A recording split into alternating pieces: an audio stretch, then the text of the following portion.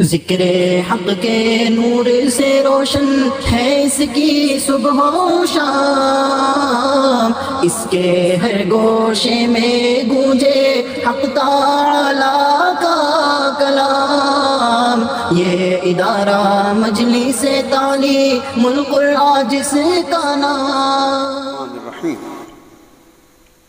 یا ایہا الذین آمنوا انما الخمر والمیسر والانصاب والازلام رجس من عمل الشیطان فاجتنبوه لعلکم تفلحون۔ صدق اللہ العظیم۔ اللہم صل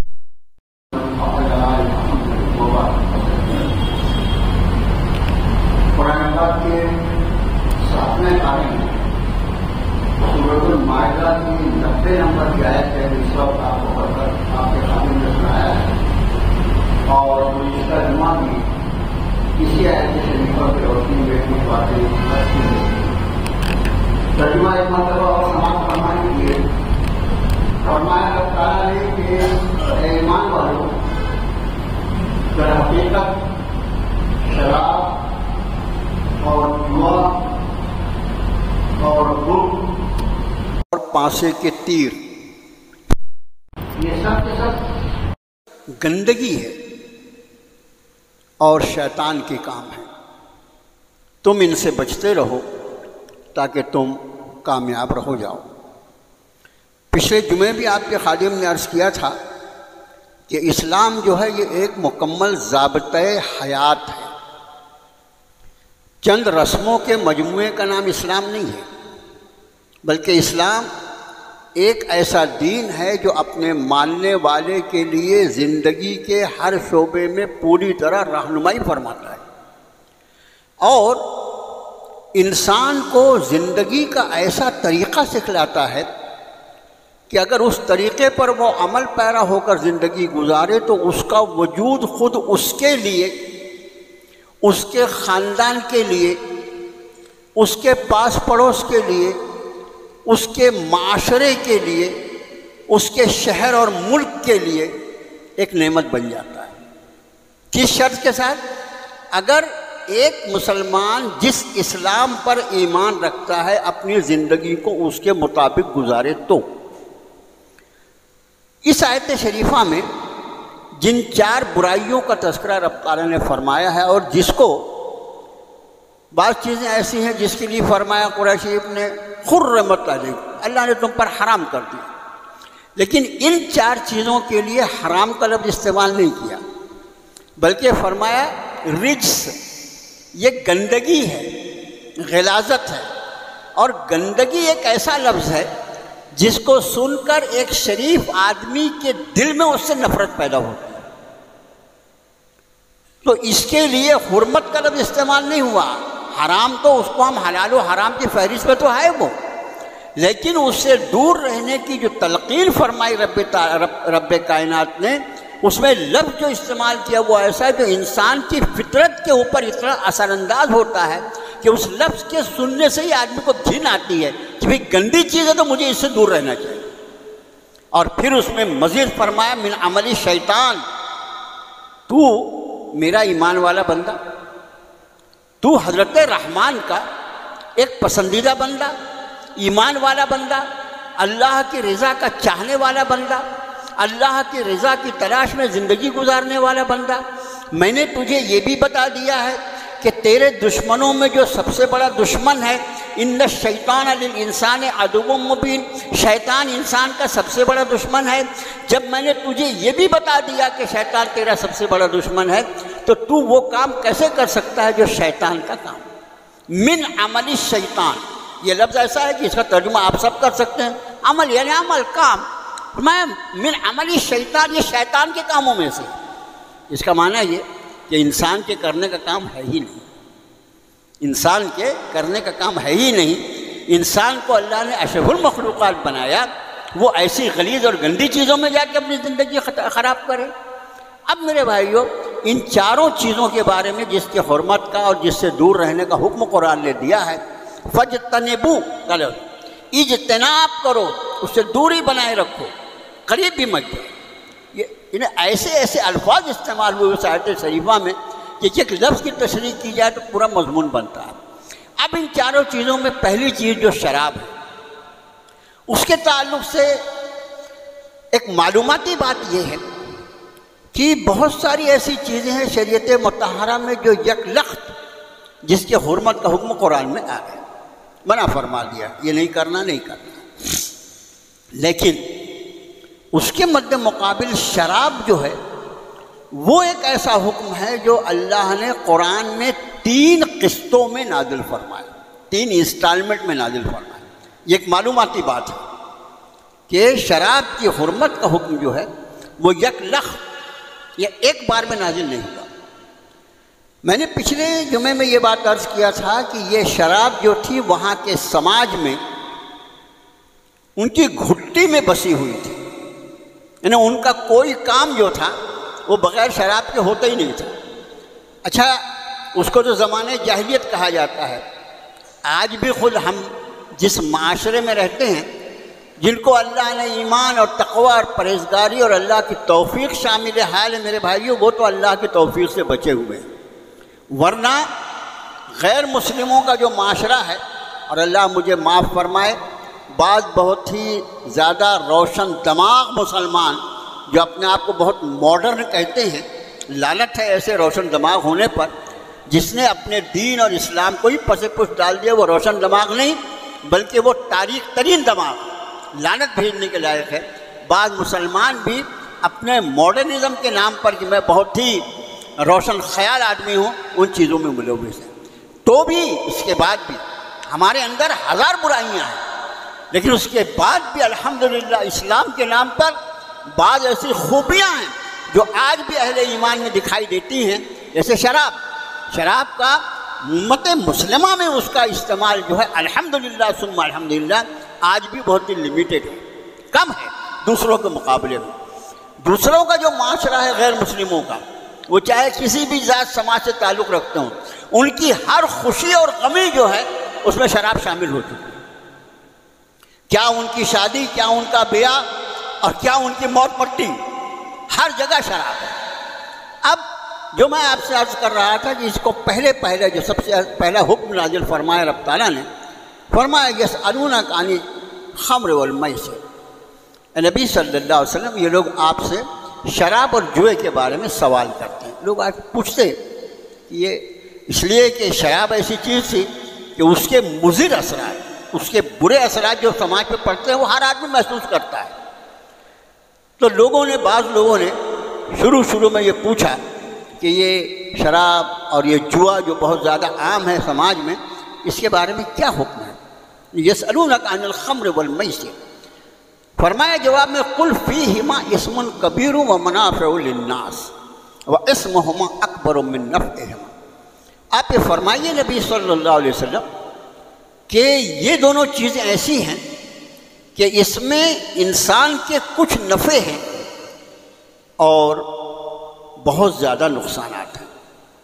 اور پھر مزید تشریح فرمائی وَإِسْمُهُمَا أَكْبَرُ مِن نَفْعِهِمَا، اور اس میں گناہ کے پہلو جو ہیں وہ اس کے نفع سے زیادہ ہیں۔ صرف اتنی بات فرمائی کہ اس میں انسان کو کچھ لوگوں کو فائدہ، یہ قرآن کا انداز بیان جو وہ دیکھیے کہ کچھ لوگ جو اس سے وقتی فائدہ اٹھاتے ہیں اس کا بھی تذکرہ فرمایا، لیکن یہ فرمایا کہ اسمہما اکبر من نفعہما، اس میں نفع کے جو پہلو ہیں اس کے مقابلے میں گناہ کے اور نقصانات کے پہلو زیادہ ہیں۔ اتنا بول گیا۔ پھر کچھ دن کے بعد ایک واقعہ پیش آیا۔ اچھا، جب تک دیکھو نزول قرآن جہاں سے شروع ہوا، اس کے پہلے کا جو سماج ہے اس میں تو ساری برائیاں ہو رہی ہیں۔ اب نزول قرآن شروع ہوا اور ایک برائی پر بریک لگا، اس پر رکاوٹ، اس کو روکا گیا، اور پھر تکمیل قرآن کے ساتھ وہ نورانی معاشرہ اللہ نے انسان کو حوالے کر دیا جو حضرات صحابہ کا مقدس ترین معاشرہ، جو ہر طرح کی نفسانی خواہشات سے پاک، اور جو پورا معاشرہ اللہ کے رضا کے رنگ میں رنگا ہوا، ایسا معاشرہ تکمیل قرآن کے ساتھ انسان کو مل گیا۔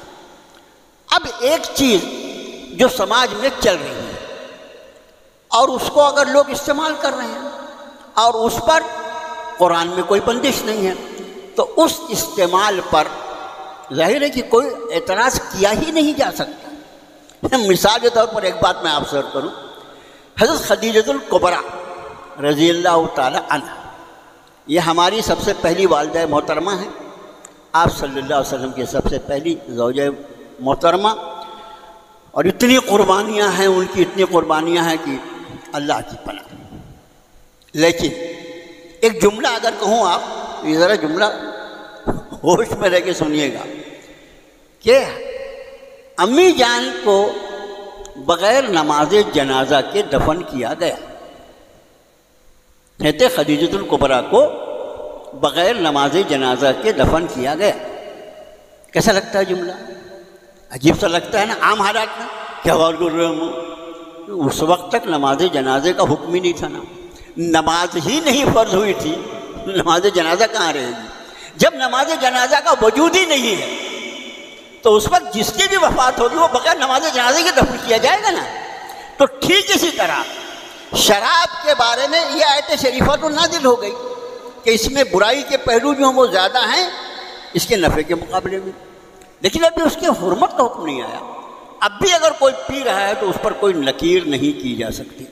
پھر ایک واقعہ پیش آ گیا اور اس واقعے کے بعد رب تعالیٰ نے یہ آیت شریفہ نازل فرمائی، یا ایھا الذین آمنوا لا تقربوا الصلاۃ وانتم سکارى، اے ایمان والو جب تم نشے کی حالت میں ہو تو نماز کے قریب مت جاؤ۔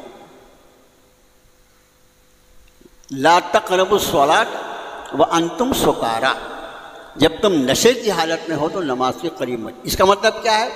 ابھی بھی کنڈیشنل اجازت ہے پینے کی، یہ نماز کی حالت میں، نشے کی حالت میں نماز نہیں پڑھنا ہے، نماز 5 وقت فرض ہو چکی ہے، اب جب نماز کا وقت آ رہا ہے تو اس وقت اس سے دور رہو، اس لیے کہ یہ وہ چیز ہے جو انسان کی عقل کو معوف کر دیتی ہے، عقل کو متاثر کر دیتی ہے، اور نماز وہ عبادت ہے کہ اللہ عز و جل کے ساتھ پورے ہوش و حواس کے ساتھ آدمی کو کھڑا رہنا پڑتا ہے۔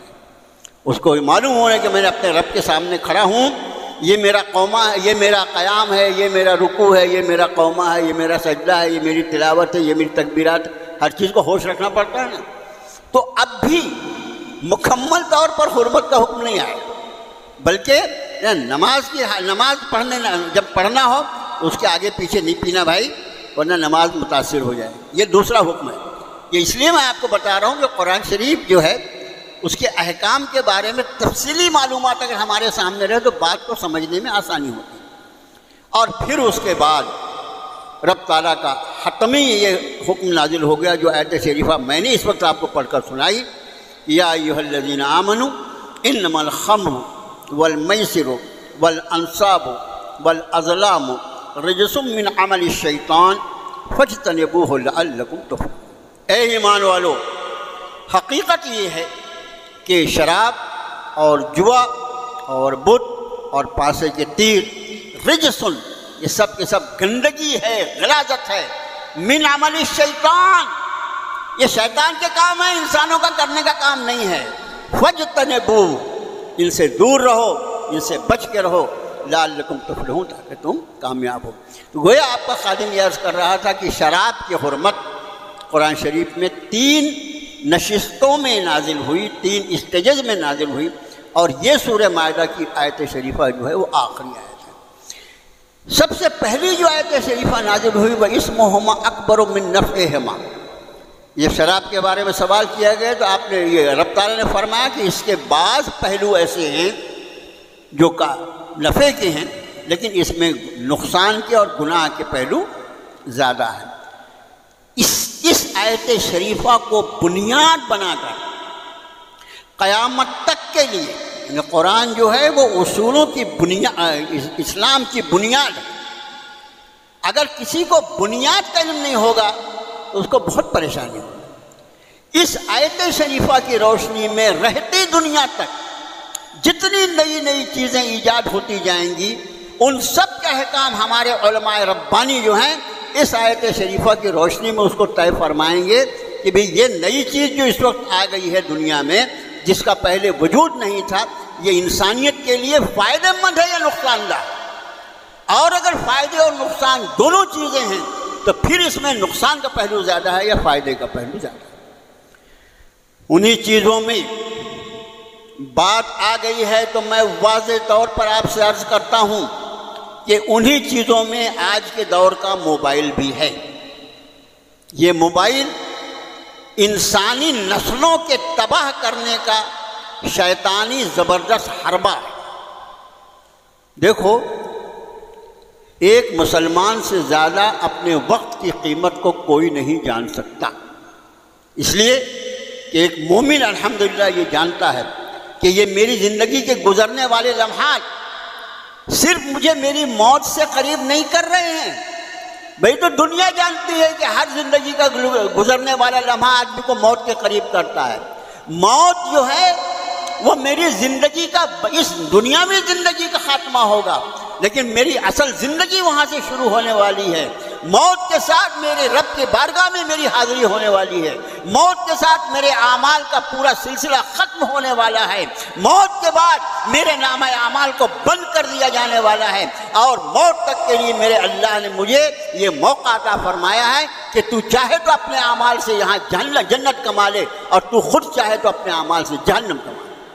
ہر مومن کا یہ ایمان ہے کہ موت جو ہے وہ موت زندگی کو ختم کر کے ایک اس زندگی میں داخلہ دیتی ہے جو ہمیشہ ہمیشہ رہنے والی ہے۔ اور ایک مومن جس حقیقت پر ایمان رکھتا ہے وہ اپنے وقت کو کبھی ضائع کر سکتا ہے، اپنے وقت کو فضول خرچ کر سکتا ہے؟ سب سے قیمتی نعمت اللہ کی جو ہے وہ وقت ہے۔ ایمان کے بعد، ایمان کے بعد سب سے قیمتی ایمان ہے، اور ایمان کے بعد سب سے قیمتی چیز جو ہے وہ وقت ہے۔ اس لیے کہ یہی وہ چیز ہے جس کو دنیا میں کسی بھی قیمت پر خریدا نہیں جا سکتا۔ ایک انسان کی گزری ہوئی زندگی کے لمحات اگر وہ واپس لانا چاہے تو ناممکنات میں سے ہے۔ اللہ نے اس دنیا میں اس کو ممکن ہی نہیں رکھا۔ تو میرے بھائیوں، یہ موبائل لے کر اور اس میں اپنے وقت کو ضائع کرنا، وہ آج کل کچھ ایسے گیمز نکلے ہیں کہ بچوں کو بھی اس میں ڈال دیں، بچے مرتے ہیں اس کے۔ کیا ہے وہ گیم ہے؟ کچھ کارٹونز ہیں، چھوٹے بچے جو رہتے ہیں ان کو بلی، کتا، چوہا، گھوڑا، بکرا دکھے بچے خوش ہوتے رہتے ہیں۔ کھلونا بھی وہی بچوں کا، بڑوں کو وقت کو ضائع کرنے کا بھی وہی۔ اسی میں جوئے کی یعنی ایسی قسمیں ہیں جس میں روزانہ کروڑوں اربوں خربوں روپے کے جوئے کھیلے جاتے ہیں، خربوں روپے کے جوئے آن لائن کھیلے جاتے ہیں، اور نہ جانے کتنے خاندان برباد ہو جاتے ہیں۔ اور یہ سب کا سب جو چل رہا ہے وہ حکومتوں کی سرپرستی میں چل رہا ہے۔ حکومتوں کے، خالی ہماری حکومت نہیں، ساری دنیا کی حکومتوں کی سرپرستی میں چل رہا ہے۔ میرے بھائیوں، یہ چیز جو ہے، کل تک وہ ٹیلی فون جو تھا وائر والا، اس میں کم سے کم اتنا تھا کہ بھی گھر میں ہے آدمی تو اگر وہ گھر میں ہے تو فون اٹینڈ کر لیتا تھا، نہیں ہے تو گھر کے لوگ بول دیتے تھے نہیں ہے۔ یہ موبائل نے تو آدمی کو جھوٹا بنا دیا، رہتا ہے گھر میں اور بولتا ہے میں مسجد میں ہوں، رہتا ہے گھر میں اور بولتا ہے میں مسجد میں ہوں، رہتا کہیں اور ہے، بتاتا کچھ اور ہے۔ دنیا بھر کے جھوٹ اور دنیا بھر کے، یعنی کہنا چاہیے کہ اللہ کی نافرمانیوں کے اعمال۔ اب دوسرا آسانی یہ ہے کہ بھئی جیب میں ہے، کہیں بھی کوئی بھی ہم سے رابطہ کر سکتا ہے، کوئی ایمرجنسی، لیکن ایمرجنسی زندگی میں کتنی بار آتی ہے؟ ایمرجنسی جس کو آپ کہتے ہو زندگی میں کتنی بار آتی ہے؟ اللہ کا شکر ہے کہ ہر انسان کی زندگی میں بہت کم ایسے حالات آتے ہیں کہ ٹھیک ہے ابھی کوئی مجھ سے بات کرنا چاہتا ہے، نہیں ہے موبائل گھر پر ہے، فون آ کے پڑا رہے گا، میں جاؤں گا، دیکھوں گا، مناسب ہوگا اس کو فون کر لوں گا کہ کون ہے یہ سب، کیا کہنا چاہتا ہے، کون سی اس کی لیے قیامت آ رہی ہے۔ لیکن اس کے وہ مضر اثرات، کل تک آدمی کو برائیاں کرنے کے لیے ایک اور دوسرے انسان کی ضرورت ہوتی تھی، وہ ساری ضروریات جو ہے یہ نالائق موبائل پورا کر رہا ہے۔ میرے بھائیوں، میں آپ کو اللہ کا واسطہ دے کے کہتا ہوں، صرف یہی کر سکتا ہوں میں کہ اللہ کا واسطہ دے کے کہتا ہوں کہ اپنے اوقات کو ضائع ہونے سے بچاؤ۔ جب وقت ان فضولیات سے بچے گا تو آپ کو وقت ملے گا تلاوت قرآن کا، تو وقت آپ کو ملے گا دعاؤں کا، تو وقت ملے گا آپ کو ذکر اللہ کا، تو وقت ملے گا آپ کو کچھ سوچنے سمجھنے کا۔ اس نے دماغ کو معاف کر دیا۔ ابھی کل ہی یہ جو ہمارا لاؤڈ اسپیکر کی ایک نئی مصیبت آئی ہے یہاں پر، اس سلسلے میں ایک میٹنگ تھی کل عیش آباد، ہمارے ساتھی بھی پہنچے تھے بیچارے، میں بھی حاضر ہوا تھا وہاں. یہاں پر پالوشن ہے، پالوشن ہے، پالوشن ہے. سب سے بدترین مجھے جب موقع ملا تو میں نے بتایا کہ سب سے بدترین پالوشن جو ہے وہ ریڈیشن ہے. یہ جتنے موبائلز ہیں، ظاہر سے وائر تو ہے نہیں، یہ سارے فضا کے اندر سارے نیٹ ورک کی جو شعاعیں ہیں جس کو ویوز کہا جاتا ہے، وہ اتنا بھرا ہوا ہے پوری یہ فضا کہ زہریلی ہو گئی ہے یہ فضا. یہ پالوشن ان اندھوں کو دکھائی نہیں دیتا، انسان کے دماغ کو بھی یہ متاثر کرتا ہے، انسان کی صحت کو بھی متاثر کرتا ہے، انسان کی سوچ کو بھی متاثر کرتا ہے. لکھ دیتے ہیں نو ریڈیشن. نو ریڈیشن لکھنے سے ہوتا ہے، میں خود ٹیلی کام ڈپارٹمنٹ سے ریٹائر ہوا، مجھے معلوم ہے کہ اس کا ریڈیشن کیا ہوتا ہے، اس کے کیا اثرات ہوتے ہیں. لوگوں کو بیوقوف بنایا جاتا ہے. یہ جو تم آواز کا پولوشن کہتے ہو، یہ تو منٹ 2 منٹ کا ہوتا ہے، اور یہ 24 گھنٹے کا پولوشن جو ہے پوری فضا پوری دنیا کی تم نے گندی کر کے رکھ دیا ہے ان ویوز کی وجہ سے جو آپ کے موبائل کو چلاتی ہے. کوئی انکار کر دے کہ پھر آواز کیسے آتی ہے؟ آواز کیسے آتی ہے؟ وائر تو ہے نہیں اس میں، وہ ویوز ہیں جو مسلسل فضا میں گردش کر رہی ہیں. یہ جتنے آپ کے ٹاورز ہیں، وہ ٹاورز اس کے ذمہ دار اور اس کی وجہ بنتے ہیں. ایک لمبی ٹیکنالوجی ہے، وہ اس پر ابھی کوئی بات کرنے کا موقع نہیں. میں آپ سے عرض کر رہا تھا کہ یہ برائی جو ہے اس پر بھی کوئی جماعت بنائی جائے کہ تحریک چلائی جائے، یہ کوئی ممکن نہیں ہے. آپ اپنے گھر کے ذمہ دار ہو میرے بھائیوں. ہمارے بچوں کا مستقبل کیا ہوگا؟ ان کے امتحان کے نتائج یہ متاثر ہو رہے ہیں اس موبائل سے.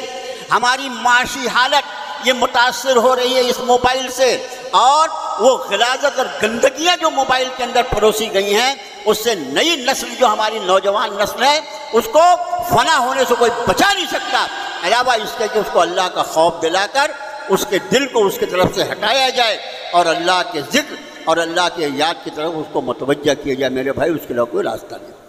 بات شراب کی چل رہی تھی، پھر دوسری طرف آ گئی. یہ بیچ میں ایک عنوان آ گیا، اس لیے میں نے کہا ہر وہ چیز جو امت مسلمہ کو فنا برباد کرنے والی ہے اس کے بارے میں ہمیں بہت غور کریں. اب میں آپ سے عرض کروں کہ شراب میں جتنی قسمیں ہیں، میں نے پچھلے جمعے میں ایک مثال دے کر ایک واقعہ بیان کر کے بتایا تھا کہ بعض لوگوں کا یہ کہنا ہوتا ہے کہ یہ تو فلاں چیز سے بنتی ہے، جب وہ چیز تمہارے حلال ہے تو یہ کیوں حرام؟ جیسے مہوا فی نفسی کھایا جا سکتا ہے، استعمال کر سکتے ہیں، فروٹ کی ایک قسم ہے، وہ قسمت کی جیسا رہتا ہے، کوئی حرج نہیں ہے.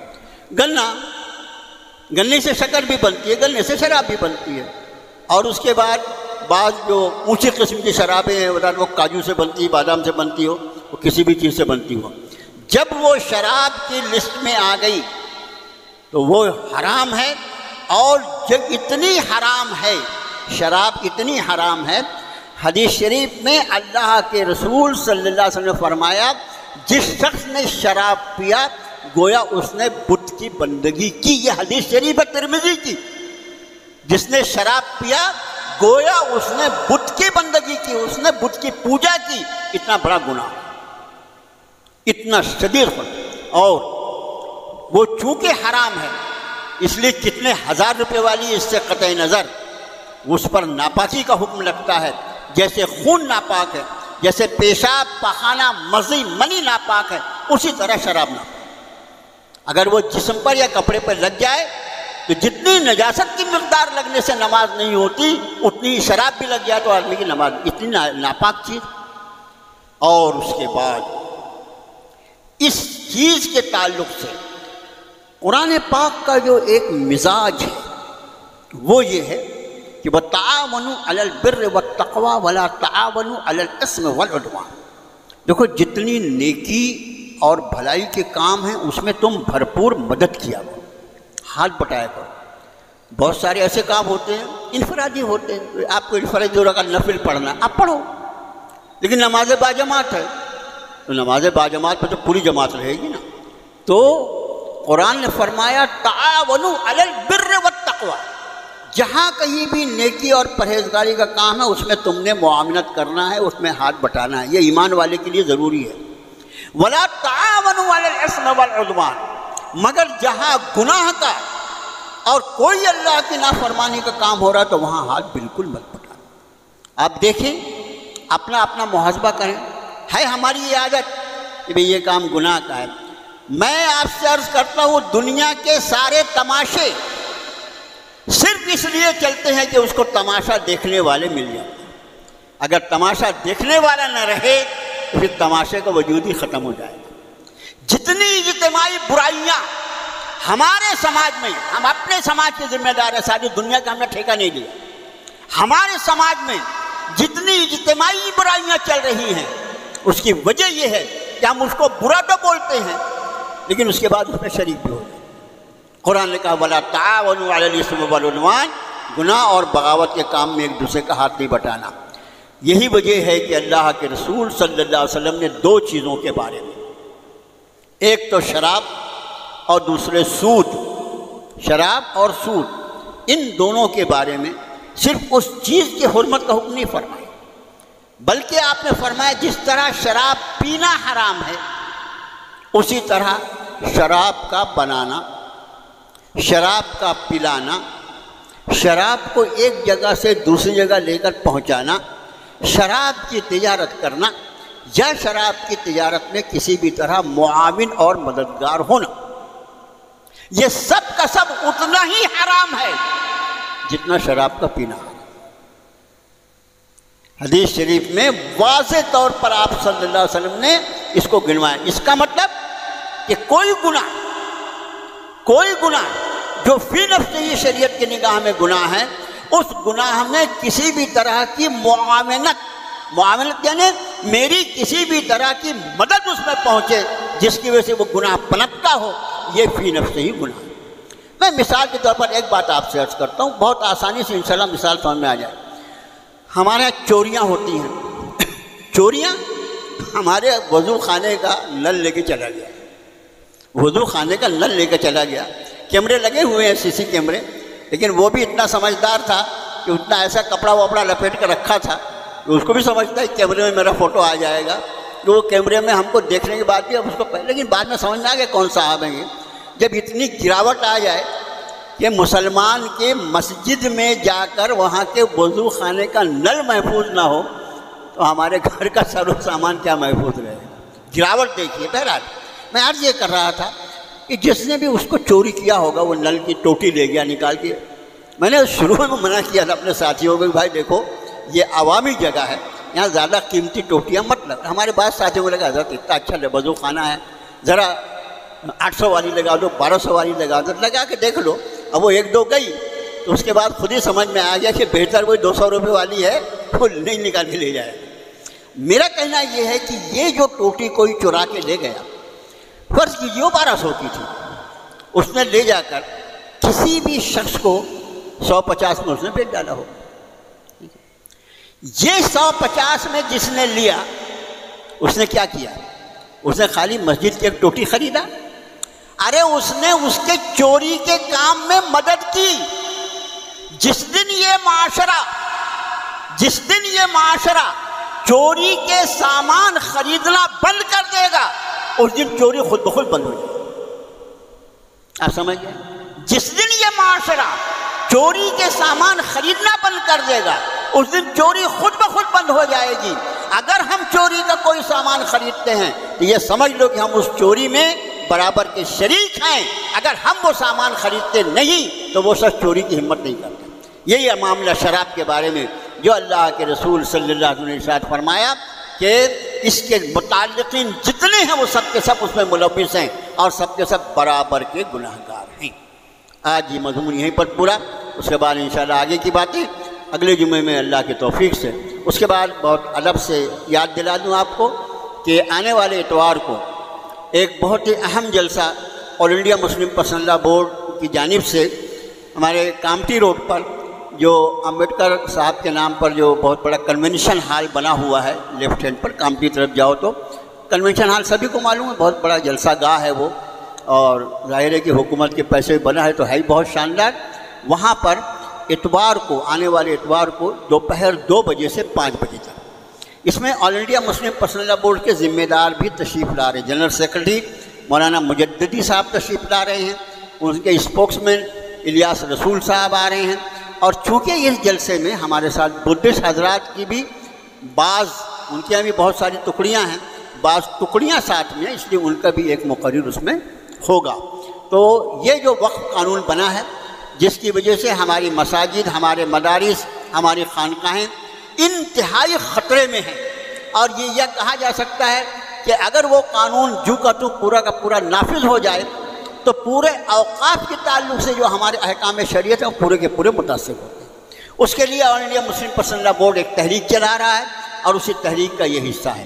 ہماری اخلاقی ذمہ داری ہے، ہماری دینی ذمہ داری ہے کہ ہماری ایک شرعی مسئلے کا معاملہ ہے، اس لیے ہم نے اپنی مصروفیات سے وقت نکال کر وہاں پر پہنچنا چاہیے۔